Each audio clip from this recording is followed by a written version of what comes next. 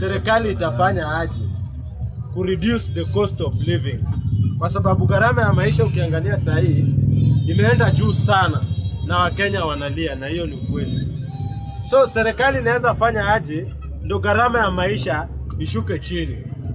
Point yangu ya kwanza, serikali inaweza amua Wakenya wote wazae watoto wawili ama mmoja, wasipitishe, kwa sababu watu wanazaa sana na gharama ya maisha inapanda, kwa sababu you cannot expect wakati mtu mmoja anazaa watoto 8 na ana expect gharama ya maisha ikuwe same.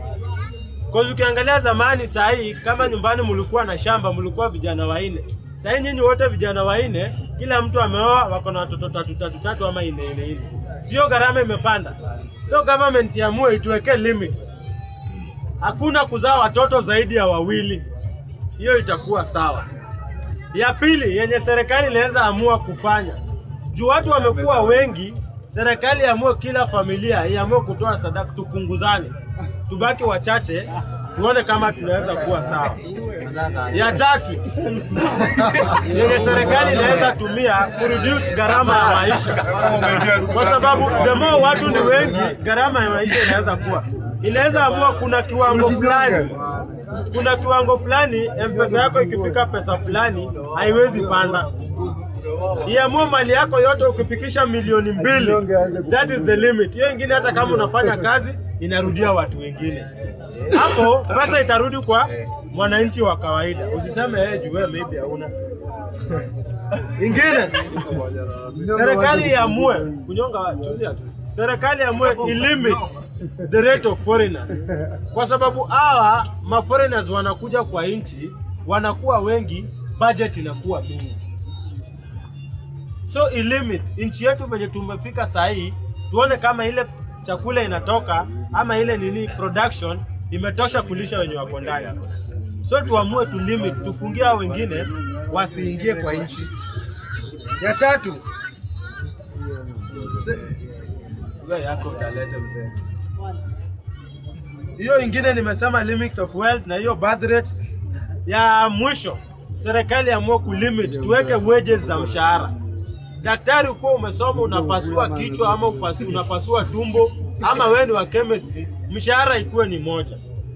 Isikuwe ni wewe unajiona mimi naweza pasua tumbo, na hapo ndo unapasua mgonjwa anakataa kupona anakufa, mshahara yako yuko juu. Ikuwe limit. Kama ni daktari, mshahara yao ni limit. Kama ni walimu, hiyo ni mwalimu wa wapi. Kama ni 50,000 tumewekea walimu, wacha ikuwe wote.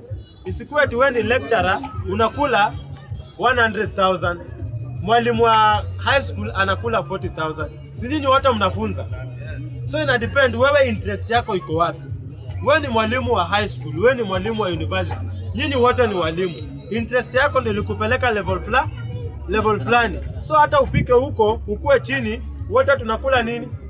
Tunakula same. Kumaanisha ime imecheza na hiyo kitu. Hiyo nimemalizia hapo ya ku reduce cost of living.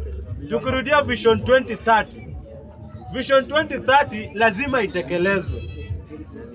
1 minute. Vision 2030 lazima itekelezwe. That's why sasa mnaona gharama ya maisha imepanda, kwa sababu Ruto anang'ang'ana kukimbizana na Vision 2030.